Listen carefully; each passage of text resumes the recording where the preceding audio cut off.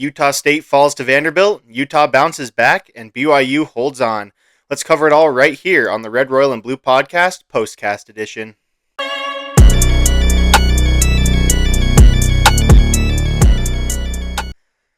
Welcome into the Red, Royal, and Blue Podcast. I'm Tate Goodlow, and today we're going to be breaking down Utah State, Utah, and BYU's games for Week 5.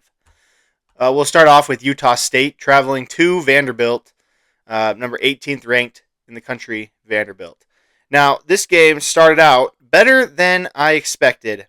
I said in the preview episode that I thought that Utah State wasn't going to be able to move the ball, wasn't going to be able to score many points, and I was wrong. They opened the game with a touchdown very quickly, took a 7-0 lead. Vanderbilt tied the game, and going into halftime, it was still a relatively close game. It was 31-21, so only a 10-point game at that point. The third quarter, things really got away from Utah State. They gave up 17 unanswered points. They put up 14 in the fourth quarter and surrendered 7. So they lose by 20. They cover the spread, which I wasn't really expecting. And I was not expecting Utah State to put up 35 points.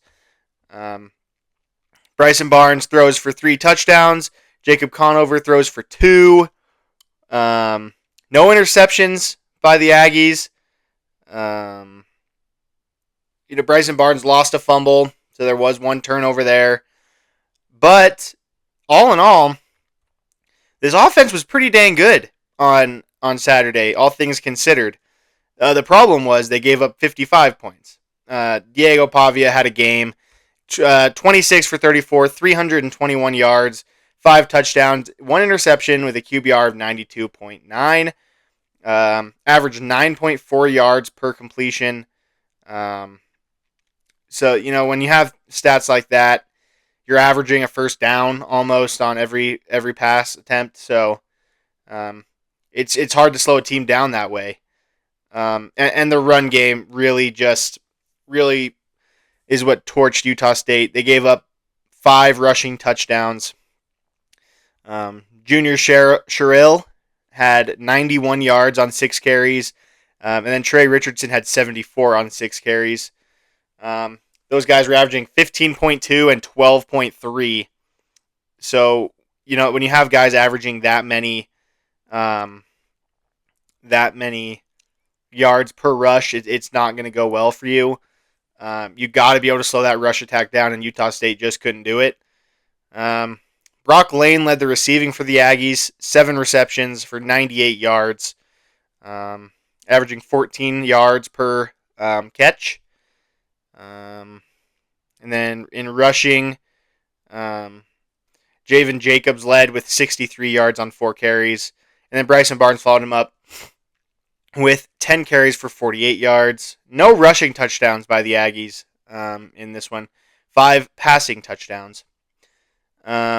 And then Utah State's offensive line gave up 3 sacks, which is better than I expected, to be honest. I was expecting 5 or 6 sacks. Only gave up 3. But yeah, when you give up 55 points, it's really hard to win those games. And this is a game that Utah State could have won if they could have slowed the rushing attack down, but they could not. They could not slow it down at all. So Utah State falls to 3-2. They're 0-2 on the road. So they're going to have to find ways to win games away from Maverick Stadium in Logan. But it's a good opponent they're going against. Both losses have come against SEC schools, so do with that as you will. There's both road games in SEC country, so I wouldn't overreact. I think Bronco Mendenhall is going to get this team to a bowl game. 7 wins, 8 wins, somewhere in there. Where is Utah State this coming week? I believe it's Hawaii. I believe they're playing, at Hawaii. It's going to be a long trip. Actually, they have a bye this week, I believe. I believe they're on a bye, and then they'll play Hawaii the following week. So I think this coming week, Utah and Utah State are both going to be on byes. We'll talk about that on the Wednesday episode. Moving into the Utah game at West Virginia in Morgantown, and this game was never close. Never close. Um, yeah, Utah opened it up 14 in the first quarter, 14 in the second quarter, went into half up 28-0. And West Virginia, really, there was nothing that they could do to stop this offense. Felt like every single time Utah had the ball, they were scoring it with ease. Devin Dampier, 21 of 26, 4 touchdowns, 1 pick. The pick was really, really strange. He just kind of, he had a guy open on a streak, and he threw it a little late, and he kind of lofted it up there. Didn't put on enough of a line, and it got picked off. But that's late in the game. They already had a huge lead. It's not a huge deal. And this is what Devin Dampier does. He's gonna scramble a lot. He makes you worry a lot about the run game. And once you start committing to the run, he can burn you over the top if he has time. And West Virginia couldn't get any kind of pressure against this Utah O-line. There was nothing that they could do to impact Devin Dampier at all. He had a QBR of 90.7. Wayshawn Parker led the rushing game, 9 carries, 66 yards, average 7.3. Devin Dampier didn't rush a ton of yards in this one. 11 carries for 33 yards and a touchdown. Only averaged 3 yards a carry, which is a little bit out of the ordinary for him, especially against this West Virginia defense. But, I mean, he didn't really have to use his legs all that much. They weren't getting much pressure. So, Nakari Rogers with 13 carries for 61 yards. Bryce Duke went 5 for 26 yards. And then receiving, Ryan Davis led with 7 receptions for 107 yards and a touchdown. Dallin Bentley right behind with 5 receptions for 59 yards and a touchdown. J.J. Buchanan, 3 for 32 and a touchdown. Wayshawn Parker with a receiving touchdown. And Bryce Duke with a receiving touchdown. Devin Dampier fumbled the ball twice in this one. They didn't lose any of them, though. Ball security has been a bit of an issue for the Utes all year. But, they didn't lose them, so that's okay. The only turnover was off the interception. And then Utah only with 1 sack in this one. That's another game where they're not getting a ton of sacks. But you don't need them when your defense is only allowing 14 points. And those 14 points come in the third and fourth quarter when West Virginia's on their second quarterback. You haven't game planned for him, and you kind of got second stringers in there at that point. West Virginia only threw the ball 13 times in this one. They went 6 for 13. Khalil Wilkins, 3 for 6, 63 yards and a touchdown. And then Jalen Henderson, 3 for 7 for 22 yards. This West Virginia team couldn't get anything going through the air. They did rush for 261, which is pretty good. But the passing game, they threw for 85 yards. There's not a ton you can do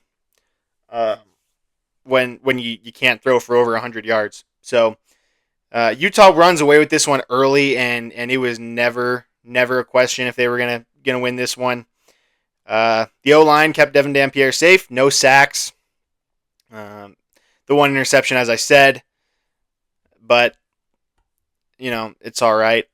Dylan Curtis back to his normal self, 2 for 2 on field goals, long of 33, and he was perfect on extra points, all 6 of them.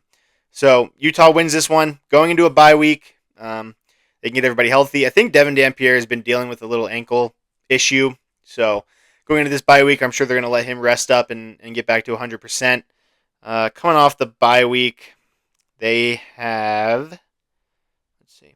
Off the bye week, they're playing Arizona State at Rice-Eccles Stadium. So that should be a good one. Arizona State's 25 in the country. I'm sure Utah has a bad taste in their mouth over last year's game against Arizona State. So Utah should come out ready to roll. And I think that's going to be a good one. That's going to be a close game, exciting game, an important game for both teams.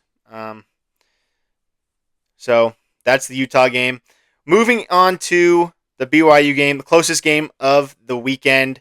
And at the start of this game, BYU's defense just was completely out of sorts. Caden Salter diced them up on 2 drives. The first 9 minutes, BYU's down 14-0, and I'm thinking that it's over. If I'm being really honest, the defense looked horrible for the first 9 minutes. But after that, they settled in and they didn't surrender another touchdown until the middle of the third quarter. And that was the difference. The defense stepped up. BYU wins 24-21 in Boulder. Bear Bachmeier, this kid is electric. As a 19-year-old, he looks like a veteran out there. Still yet to turn the ball over through 4 games.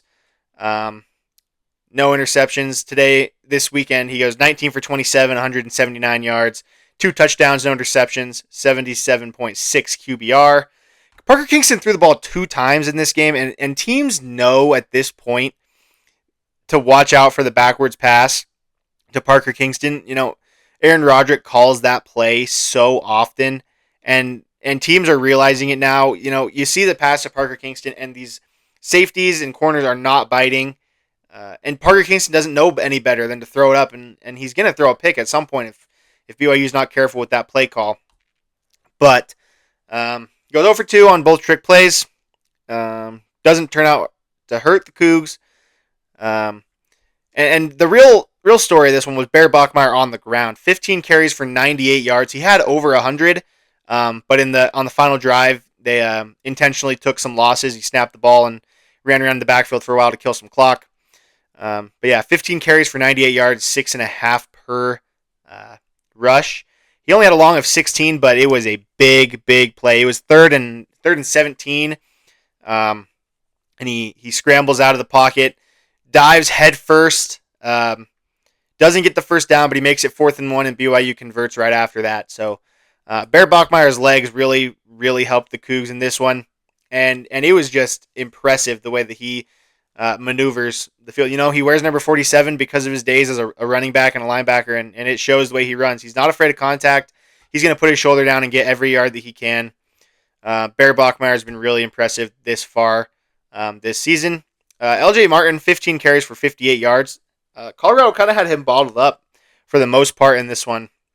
He averaged 3.9. Cody Hagan had 1 rush for 32 yards and a touchdown. It was a triple reverse. They motioned Parker Kingston into the backfield, faked a reverse to him, then they faked a counter to LJ, and then they pitched it to Hagan on a true reverse, and he took it 32 yards for a touchdown. And then Parker Kingston had 2 sweep handoffs for 25 yards.